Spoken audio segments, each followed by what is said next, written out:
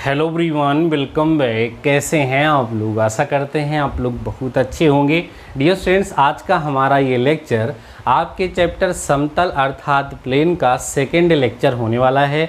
Dear students, इसके पहले इस चैप्टर के बिहाफ पर मैं आपको एक लेक्चर प्रोवाइड करा चुका हूं।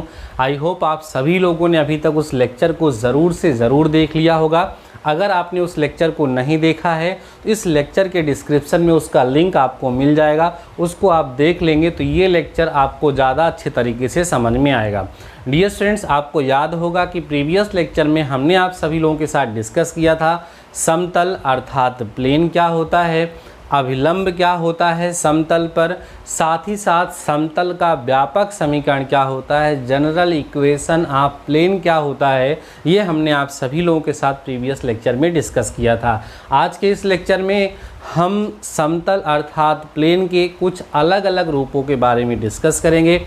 जैसे एक बिंदु से होकर जाने वाले समतल का समीकरण क्या होता है, हम उसे कैसे पता करते हैं, साथ ही साथ उसके बिहाफ पर किस तरह के क्वेश्चंस हमारे एग्जाम में पूछे जाते हैं, तीन बिंदुओं से होकर जाने वाले समतल का समीकरण कैसे प्राप्त किया जाता है, इस पर हम लोग चर्चा करेंगे। साथ ही साथ अगर लेक्चर ज़्यादा लेंदी नहीं हुआ तो हम लोग इसी लेक्चर में ये भी डिस्कस करेंगे कि समतल का अंतःखंड रूप क्या होता है। तो आइए डियर स्टूडेंट्स, आज के इस लेक्चर को स्टार्ट करते हैं। लेक्चर बेहद इंपॉर्टेंट होने वाला है, कंप्लीट देखिएगा, कहीं पर भी स्किप मत करिएगा। आइए हम पहला टॉपिक स्टार्ट करते हैं, जो कि है एक बिंदु से होकर जाने वाले समतल का समीकरण, या आप कह सकते हैं बिंदु x1, y1, z1 से गुजरने वाले समतल का समीकरण। हेडिंग में बनाता हूं, आप लोग भी हमारे साथ बनाइएगा डियर स्टूडेंट्स, और ध्यान से समझिएगा, जल्दबाजी आपको बिल्कुल नहीं करना है, ठीक है। क्या है? बिंदु x1, y1, z1 से गुजरने वाले समतल का समीकरण। ध्यान देना डियर स्टूडेंट्स, ठीक। एक बिंदु दिया गया है x1, y1, z1, यहाँ से गुजरने वाले समतल का समीकरण क्या होगा, कैसे इसे पता किया जाता है, ये हम लोग यहाँ पर जानने वाले हैं। क्या जानने वाले हैं? Equation of plane. ध्यान देना dear students, equation of plane passing through, note करते चलिएगा, passing through the point x1, y1, z1, ठीक है। ये टॉपिक है। सबसे पहले हम आपको बताएं, आपको याद होगा कि समतल अर्थात प्लेन का जनरल इक्वेशन क्या होता है। जनरल इक्वेशन डियर स्टूडेंट्स अभी प्रीवियस लेक्चर में हमने डिस्कस किया है। आपको याद होगा कि जनरल इक्वेशन प्लेन का क्या होता है। क्या होता है भाई? ax plus by plus cz plus d equal to 0, जहाँ पर a, b, c और d कांस्टेंट होते हैं, a, b और c 0 नहीं हो सकते हैं। ऐसा हम प्रीवियस क्लास में डिस्कस कर चुके हैं। अभी हम ये जानने वाले हैं कि अगर हमें कोई एक पॉइंट दिया गया हो और उस एक पॉइंट से पास होने वाले प्लेन का इक्वेशन हमसे पूछा जाए तो हम उसे कैसे फाइंड करेंगे। आइए बात करते हैं, ध्यान से समझेंगे डियर। देखो, जल्दबाजी तो करना नहीं है, मेरा काम है अच्छे से समझा देना, ठीक है। अगर आप के पास थोड़ा समय है तो रुकिए, नहीं तो भाई हम बहुत हड़बड़ा करके नहीं, ध्यान से समझाने का प्रयास करते हैं, जिससे इसके बिहाफ पर कोई भी क्वेश्चन आए तो आप एग्जाम में कर सकें। आप यहाँ कह सकते हैं चूँकि समतल का व्यापक समीकरण, ध्यान दो डियर स्टूडेंट्स, चूँकि समतल का व्यापक समीकरण क्या है? ax plus by plus cz plus d equal to 0। या आप ऐसे सिंपली चूंकि मत लगाइए कि ये समतल का व्यापक समीकरण ये होता है। आप कहेंगे चूंकि या सिंस समतल, ध्यान दो, चूंकि समतल बिंदु, ध्यान देना भैया, बिंदु x1, y1, z1 से गुजरता है, ठीक है, कहाँ से गुजरता है, यहाँ से गुजरता है, अतः इसे संतुष्ट करेगा। किसे संतुष्ट करेगा, कहाँ से होके गुजरता है, समतल, ये समतल इस पॉइंट से होकर गुजरता है, इसलिए ये पॉइंट इस समतल को, इस प्लेन की इक्वेशन को सेटिस्फाई करेंगे। तो ये वैल्यू ला करके हम यहाँ पुट कर देंगे। देयरफॉर हमें मिल जाएगा ax1 plus by1 plus cz1 plus d, ध्यान समझिए, इक्वल टू डियर स्टूडेंट्स कितना मिल जाएगा, 0 मिल जाएगा। इतनी बात सबको समझ में आ गई होगी। अब इसको हम मान लेते हैं इक्वेशन फर्स्ट और इसको मान लेते हैं इक्वेशन सेकेंड। इतनी बात सबको समझ में आ गई है। अब हम क्या करते हैं, यहाँ लिखते हैं, ध्यान से समझना, समीकरण 1 से समीकरण 2 को घटाने पर, समीकरण 1 को समीकरण 2 से क्या कर दे रहे हैं, घटा दे रहे हैं, माइनस कर दे रहे हैं। घटा देंगे तो क्या मिलेगा, ज़रा ध्यान से समझ लीजिए, a कॉमन मिल जाएगा, x माइनस x1 मिलेगा, ओके, प्लस b कॉमन हो जाएगा, y माइनस y1 मिलेगा, c कॉमन हो जाएगा, z minus z1 equal to क्या मिलेगा, 0, क्योंकि d से d क्या हो जाएगा, कट जाएगा। यही है डियर स्टूडेंट्स x1 कामा y1 कामा z1 से होकर जाने वाले समतल का समीकरण, और यही है फार्मूला। इसी का यूज करके हम क्या करेंगे, प्रॉब्लम सॉल्व करेंगे। मैं आपको एक क्वेश्चन सॉल्व करके दिखाता हूँ, ठीक है। यही यहाँ लिख दीजिएगा, यही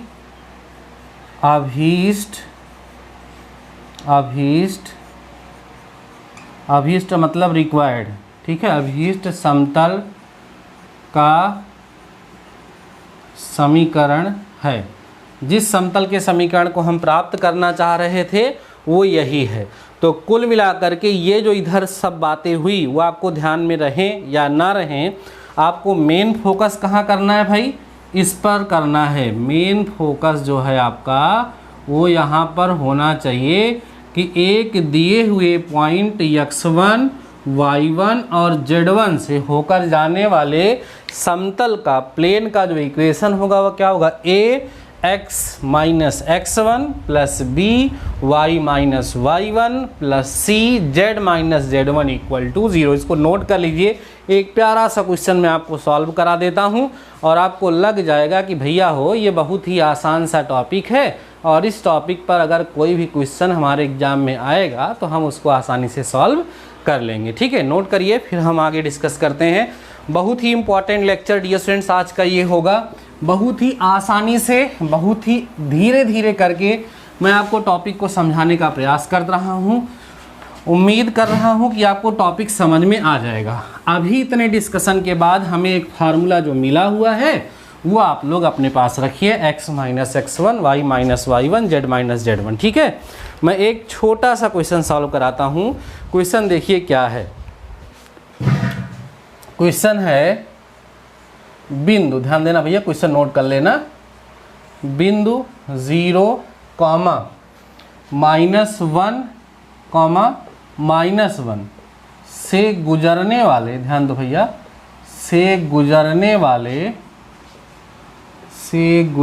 वाले समतल, ठीक है, समतल का समीकरण ज्ञात कीजिए। यह एक क्वेश्चन है जो उसी कंसेप्ट पर है जो मैंने आपको सिखाया। ठीक है, पॉइंट हमें दिया हुआ है। कौन सा पॉइंट दिया गया है?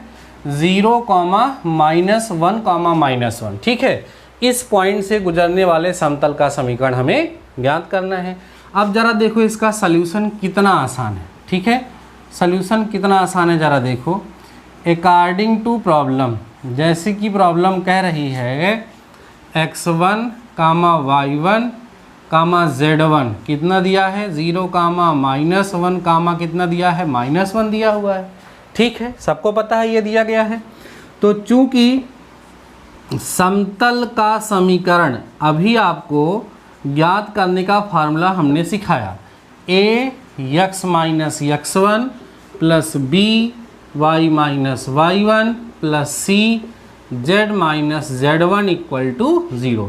कुछ नहीं करना है, x1, y1 और z1 की वैल्यू यहाँ पर आपको लाके रख देनी है। This implies that A x minus x1 कितना है 0 हो गया, प्लस b लिख दिए, y माइनस y1 प्लस 1 हो गया, plus c z minus z1 plus 1 हो गया इक्वल टू 0। थोड़ा और सिंप्लीफाई करेंगे, यहाँ ax मिलेगा plus b into Y plus 1 मिलेगा plus c into Z plus 1 equal to 0।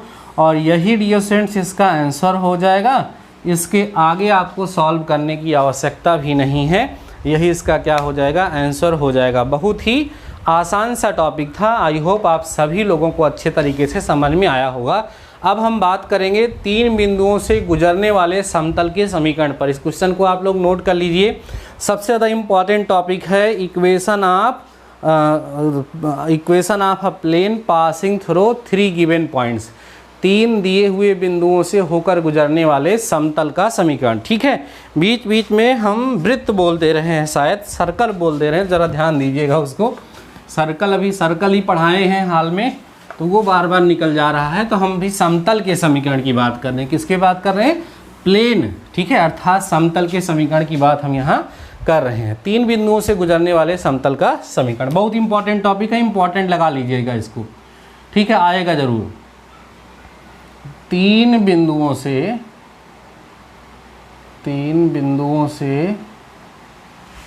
गुजरने वाले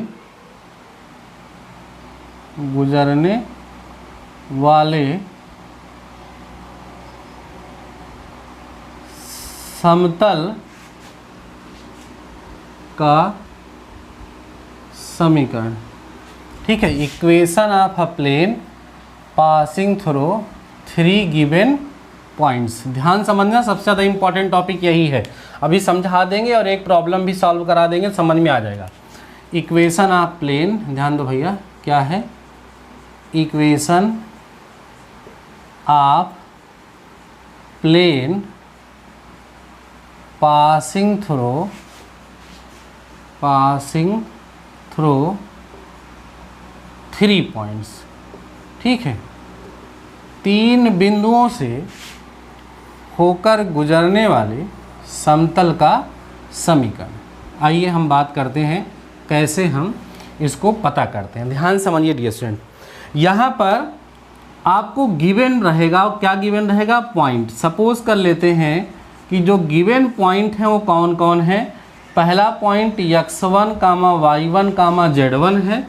दूसरा पॉइंट b x2, y2 और z2 है। तीसरा पॉइंट जो है, ठीक है, वो हमारा c है, वो x3 है, y3 है और क्या है, z3 है।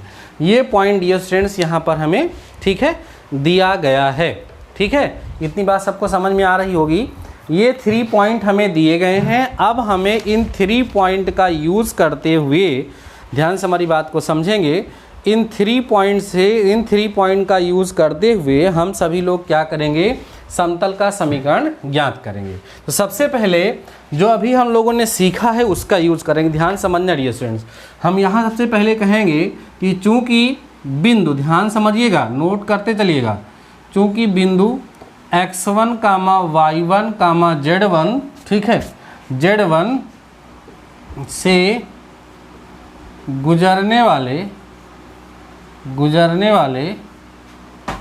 समतल का समीकरण। ध्यान दीजिए, समतल का समीकरण, ये तो आपको पता ही है क्या होता है, अभी भी मैंने आपको बताया है। a x minus x1 plus b y minus y1 plus c z minus z1 plus d, नहीं बस इतना होता है, इक्वल टू क्या होता है डियर स्टूडेंट, 0 होता है। इसको ज़रा इक्वेशन नंबर फर्स्ट मान करके आप लोग यहीं पर रुक जाइए। इतनी बात सब लोगों को समझ में आ गई होगी कि एक बिंदु से जो हो जाने वाले समतल का समीकरण होता है वो यही होता है। ठीक है, एक बिंदु से होकर जाने वाले समतल समीकरण ये होता है। अब यहाँ पर 2 बिंदु और दिए गए हैं। कहने का मतलब ये है कि ये हमारा जो समतल है, ये जो हमारा प्लेन है, ये इन दोनों बिंदुओं से और होकर के जाता है, इसलिए ये दोनों बिंदु इसको संतुष्ट करेंगे। तो यहाँ कह सकते हैं according to according to condition, condition के हिसाब से, ठीक है। Equation first also passes through, ध्यान दो, आल्सो पासेस थ्रू, कहाँ से होकर और गुजरता है भाई, कहाँ से, x2 comma y2 comma z2 and x3 comma y3 comma z3 से। इसलिए ये दोनों पॉइंट इस वाले इक्वेशन को सेटिस्फाई कराएंगे। तो एक बार इससे कराइए तो क्या मिलेगा, a x2 minus x1 plus b y2 minus y1 plus c z2 minus z1 equal to 0। ये इक्वेशन सेकेंड बन जाएगा। एंड अब x3 वाले से a x3 minus x1 plus b y3 minus y1 y3 minus y1 plus c z3 minus z1 equal to 0। ये हो जाएगा equation number 3। इतनी बात सब लोगों को समझ में आ गई होगी।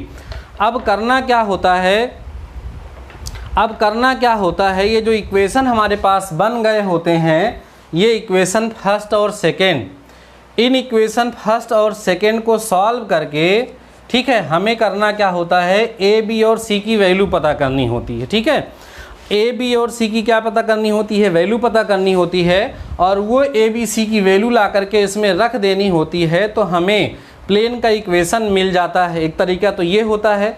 दूसरा तरीका एक और होता है, कौन सा, देखो, by equation first second and third, equation first और सेकेंड और थर्ड को डिटर्मिनेंट फॉर्म में लिख लेते हैं।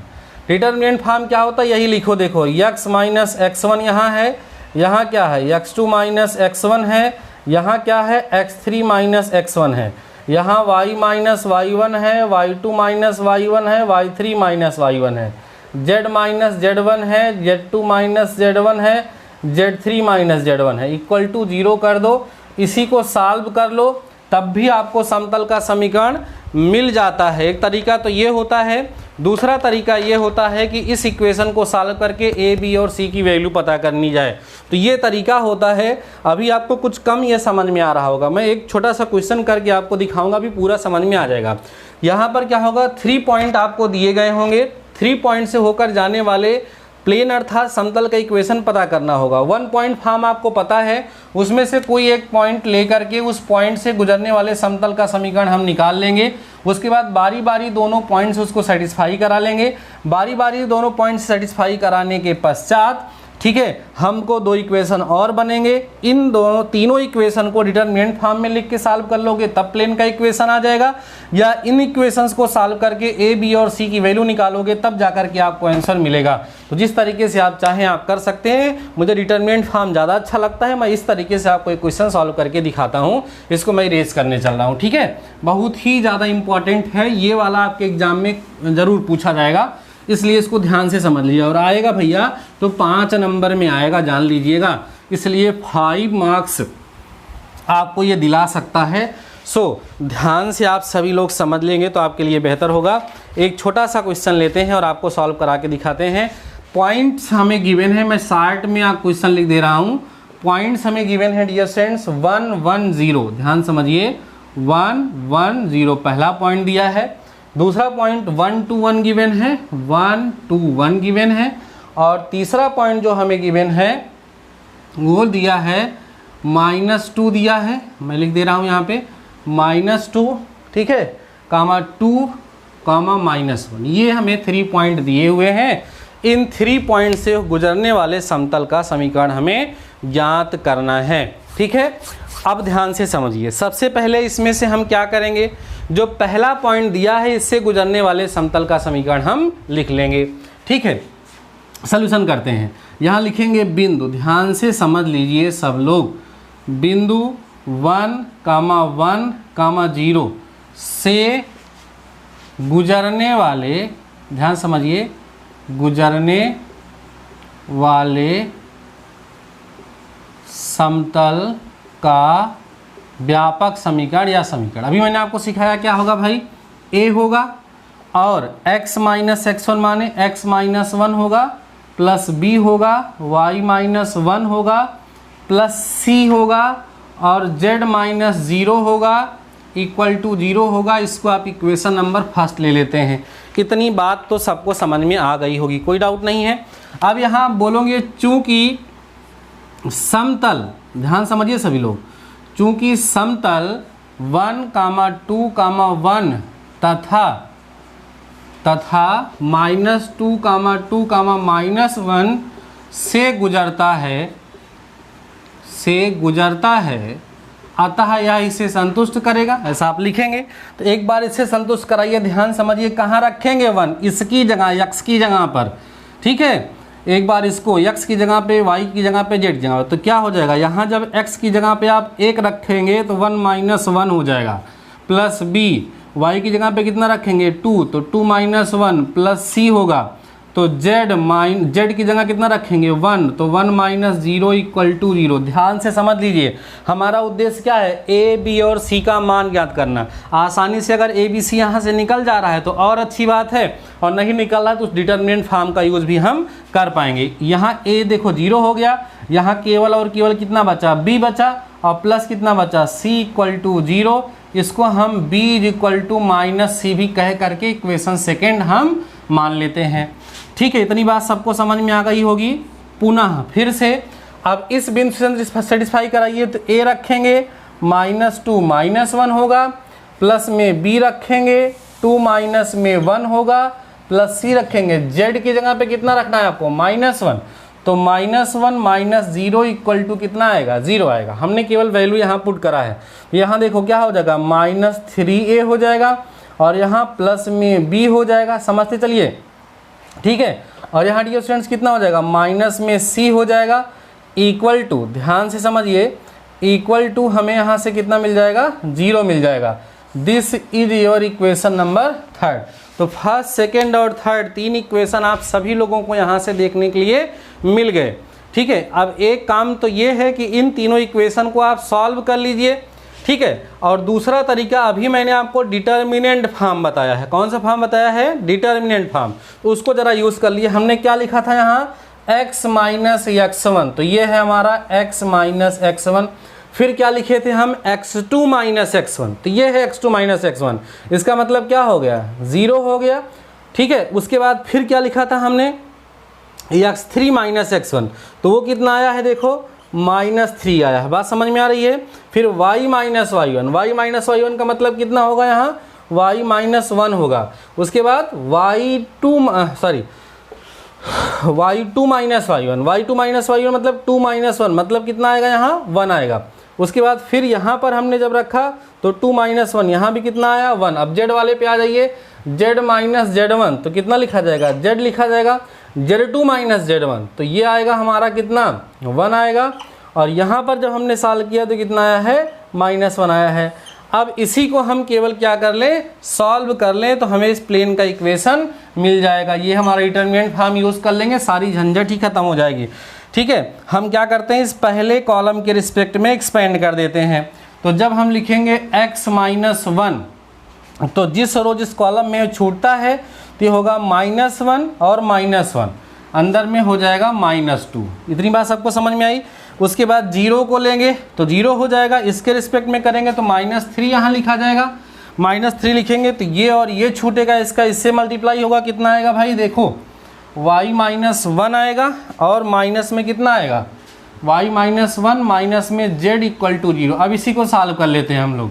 सॉल्व करें कितना आएगा, माइनस में 2x आएगा, प्लस में 2 आएगा, माइनस में 3 आएगा 3y, और प्लस में 3 आएगा, और प्लस में 3z इक्वल टू 0। और सॉल्व कर लेते हैं इसको, -2x - 3y प्लस में 3z और प्लस में 5 इक्वल टू 0। ये आंसर आना चाहिए।